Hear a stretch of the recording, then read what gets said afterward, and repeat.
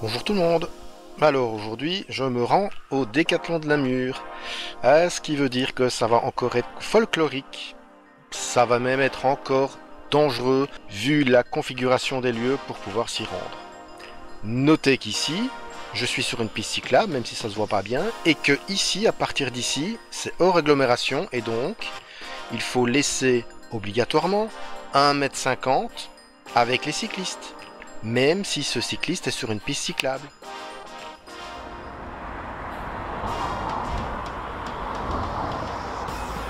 Allez! Allez, évidemment! C'est pas parce que je suis sur une piste cyclable qu'on a le droit de me frôler, mais putain, mais c'est quand même délirant, hein, ça. Chiant. Ah ouais, hein, encore une preuve hein, que de la peinture n'est pas une infrastructure.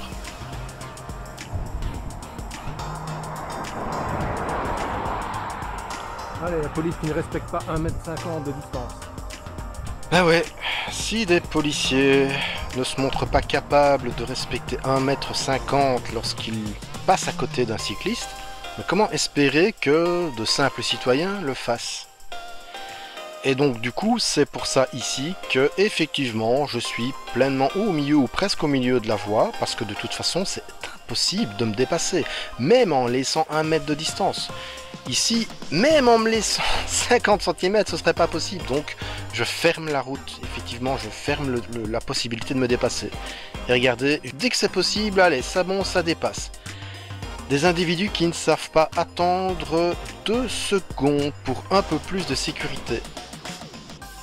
Tout ça parce que sans doute ils estiment que je suis là où je ne suis pas censé être, mais si, je suis parfaitement en droit d'utiliser cette route.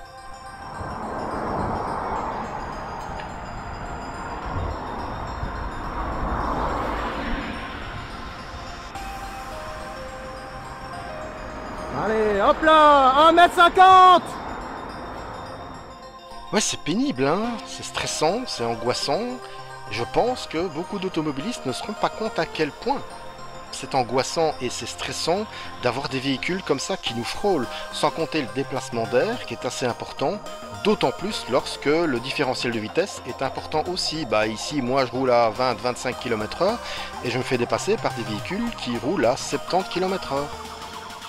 Et donc ici, oui, malgré que ça a l'air d'être une bretelle d'autoroute, ce n'est pas encore une. Il y a un accès sur une autre zone et c'est pour ça que je m'y rends, parce que effectivement c'est le seul accès possible pour me rendre au Décathlon. Et c'est clair que quand j'y vais, je pèse le pour et le contre, mais si j'y vais, c'est parce qu'il me faut absolument y aller pour aller chercher des choses. Et de toute façon, encore une fois, je n'ai pas à justifier mes déplacements à partir du moment où j'ai le droit d'utiliser. Ce n'est pas moi qui fais les infrastructures. Moi, je ne fais que déplorer le fait que certaines infrastructures ne sont absolument pas adaptées. Et ce n'est pas normal.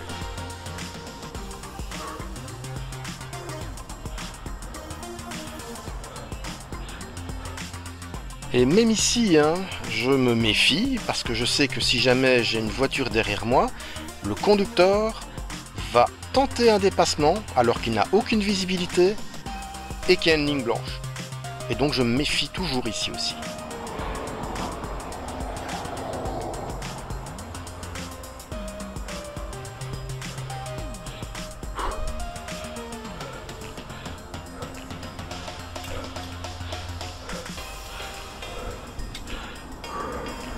Allez, le stop! Allez, le stop! Je l'ai déjà dit, hein. Les infractions, hein, le non-respect du code de la route, il suffit de savoir observer et de regarder, et on en voit tout le temps. Et qu'est-ce que je fais, moi, avec le stop? Ah ben, on va regarder ça. Hop, t'as un petit peu de poisson.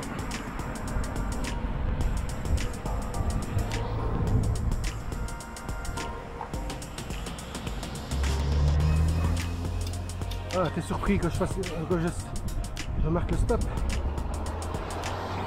Hein? Évidemment, hein?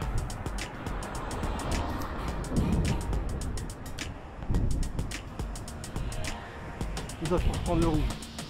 Bah oui, il me suivait et il a manifestement été surpris que je m'arrête au stop. c'est normal que je m'arrête au stop.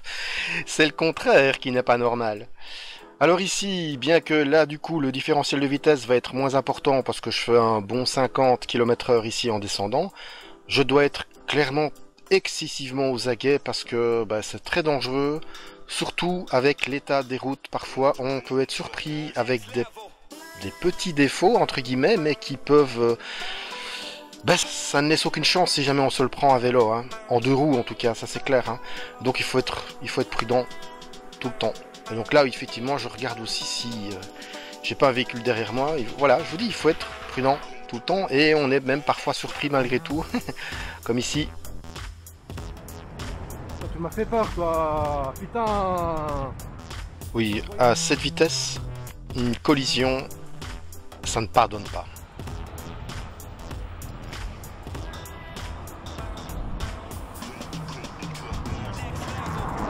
Wow!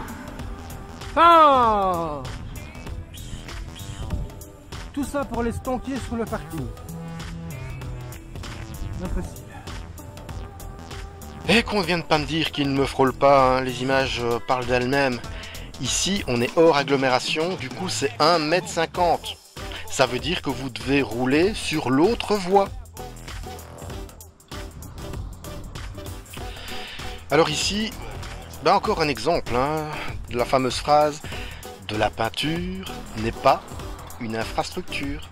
Ici, vous avez une piste cyclable, juste à côté d'une rue, hein, donc d'un pont limité à 70 km/h. Donc du coup, ça fait un différentiel de vitesse assez important. Et donc ici, nous sommes toujours hors agglomération, hein, puisqu'effectivement, c'est limité à 70 km/h et pas 50. Et donc... tous les véhicules sont censés laisser 1,50 m de distance latérale avec les cyclistes. Mais ici, en plus, on voit bien, c'est même carrément impossible, puisque l'infrastructure est très mal faite. La ligne blanche qui est beaucoup trop près, en fait, hein, du bord. Donc ici, il est impossible de ne pas faire d'infraction. Soit vous franchissez la ligne blanche parce que vous devez garder 1,50 m de distance avec les cyclistes, soit vous ne dépassez pas la ligne blanche, mais du coup, vous ne respectez pas 1,50 m avec les cyclistes. C'est clairement le genre d'exemple d'infrastructure très mal réalisée, très mal pensée, de la peinture. Ce n'est pas une infrastructure. Et ici, nous arrivons à un carrefour qui pose clairement problème quand on veut prendre une direction bien spécifique en tant que cycliste.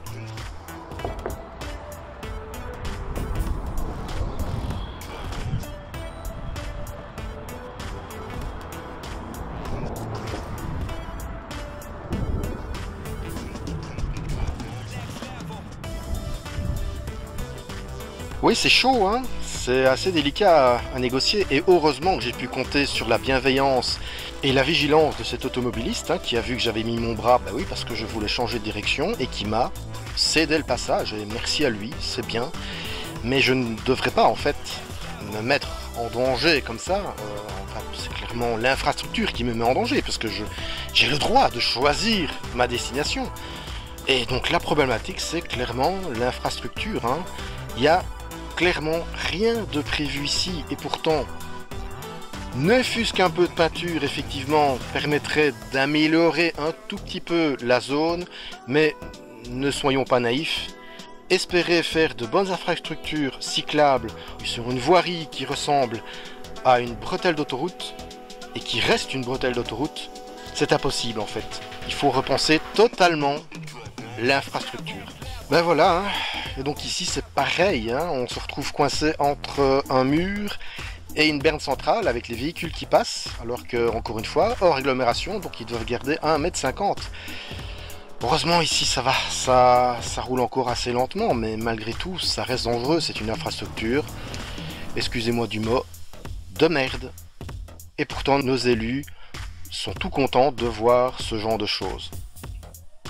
Il serait peut-être temps que tous nos élus fassent du vélo pour qu'ils puissent se rendre compte.